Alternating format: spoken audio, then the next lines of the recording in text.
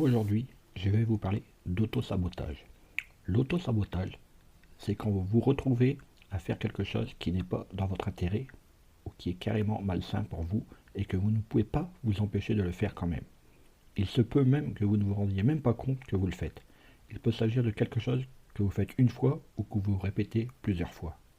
C'est en fait une manière de s'interdire de réussir sa vie par un mécanisme inconscient en adoptant le masque d'arguments rationnels. L'auto-saboteur joue principalement sur le registre des doutes, des peurs et de la culpabilisation liés avec le syndrome de l'imposteur. Marketing, études de marché, référencement, podcast, réseaux sociaux, monétisation. Le monde de l'entreprise n'est pas un long fleuve tranquille. Alors chaque jour, les clés du business vous permettent d'y voir plus clair avec des conseils et des astuces. Il arrive très souvent que nous soyons emportés par ce type de mécanisme inconscient d'auto-sabotage. Parfois, les circonstances ne sont effectivement pas favorables. Pourtant, dans la majorité des cas, le principal obstacle est la personne elle-même qui, par peur de changements futurs, est la proie de l'auto-sabotage. Au seuil d'atteindre la réalisation de leur projet, ces personnes vont se mettre en échec par des comportements ou actions dont ils ne sont même pas conscients. L'auto-sabotage et tous les comportements qui y sont reliés sont des actes inconscients apparaissant dans des moments de grands changements dans la vie des individus, peu importe leur nature.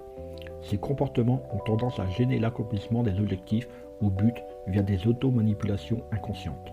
Il y a de nombreuses causes possibles qu'il faut connaître pour les éviter et ainsi éliminer ce comportement. Ces causes peuvent être des croyances limitées avec le syndrome de l'imposteur qui font que la personne pense qu'elle ne mérite pas le succès, la réussite, l'argent. Deuxième cause, une faible estime de soi. Troisième, des objectifs imposés par des tiers, ou la peur de l'échec, du changement, de sortir de sa zone de confort. Des conflits internes peuvent également être la cause de l'autosabotage, comme la peur de ne pas être à la hauteur des attentes des autres. Toutes ces croyances limitantes qui apparaissent de manière automatique prennent le contrôle sur la personne et les comportements interférant dans ses actions et possibilités d'évolution et ou de succès. L'autosabotage est une manifestation de toutes ces croyances basées sur des peurs qui se sont installées à un moment de leur vie et qui ont abouti à des échecs qui, au fil du temps, ont pris du poids et le pouvoir en elles. Ces manifestations sont le symptôme de blessures plus profondes appartenant au passé, souvent à l'enfance. Il est important d'en prendre conscience afin de travailler dessus et reprendre confiance en soi et de ne pas avoir peur de se tromper afin d'affronter ce qui doit l'être. De nombreuses caractéristiques définissent l'autosabotage et favoriseront son apparition à certains moments plutôt qu'à d'autres.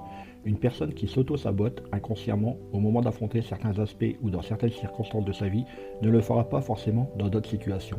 Ces comportements auto-saboteurs apparaissent souvent dans les situations qui impliquent une grande responsabilité ou un engagement important, ou quand la personne doit prendre une décision importante qui représentera un enjeu personnel pour elle.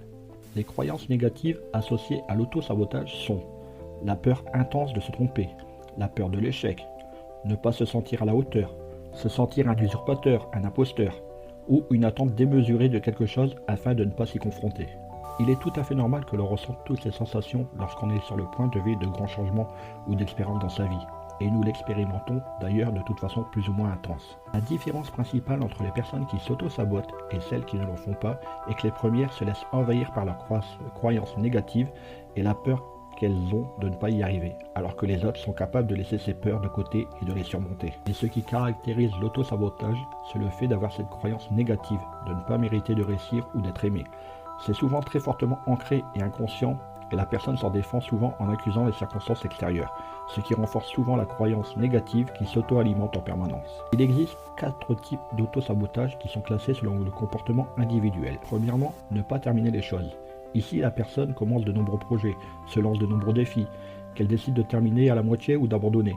Habituellement, elle a tendance à dédier beaucoup d'heures de travail et à faire beaucoup d'efforts pour finalement se désister lorsqu'elle est sur le point d'y arriver. L'explication à ce phénomène est que, en ne terminant pas un projet, la personne ne fait pas face à l'éventualité de rater ou de ne pas être à la hauteur des futures exigences que l'on pourrait avoir envers elle. Pourtant, en agissant ainsi, la personne ne sera jamais réellement consciente de son potentiel et dans le même temps, elle se percevra comme quelqu'un de médiocre et d'incompétent. Deuxième cause de l'autosabotage, la procrastination. C'est l'habitude de reporter ou retarder des activités que la personne doit absolument faire en les remplaçant par d'autres moins significatives, plus simples ou plus attractives. Cette habitude est l'une des plus communes au sein de la population et ses raisons d'être sont variées.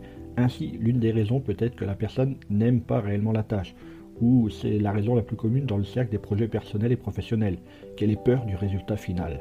Ainsi, en ajoutant une tâche et en ne mettant pas tous ses efforts et ressources nécessaires à la réalisation, on aura une justification si tout n'est pas comme on le souhaite. Autrement dit, si malgré le temps et l'engagement, on ne parvient pas au résultat voulu, on mettra en avant notre incompétence. Au contraire, si on ne fait pas l'effort, cela nous servira d'excuse face à l'échec. Troisième cause d'autosabotage, le perfectionnisme. C'est l'excuse idéale pour ne jamais terminer. Sous le bouclier du perfectionnisme, la personne cherche l'excuse parfaite pour ne pas avancer, sans laisser paraître le fait qu'elle ne sache pas réellement si elle veut atteindre ce pourquoi elle travaille.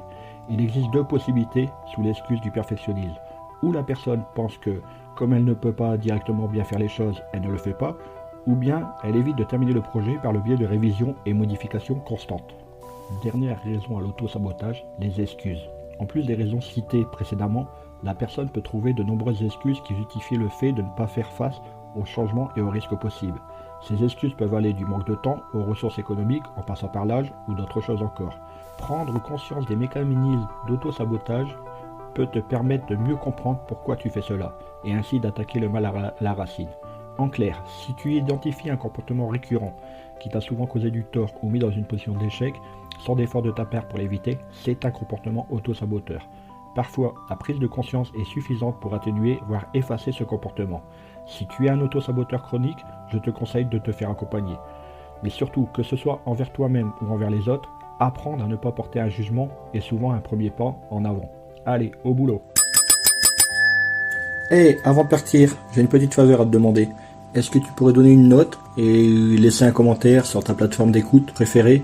Cela permettrait aux clés du business d'avoir une meilleure visibilité et d'être accessible au plus grand nombre. Je te remercie. Allez, cette fois c'est vraiment fini.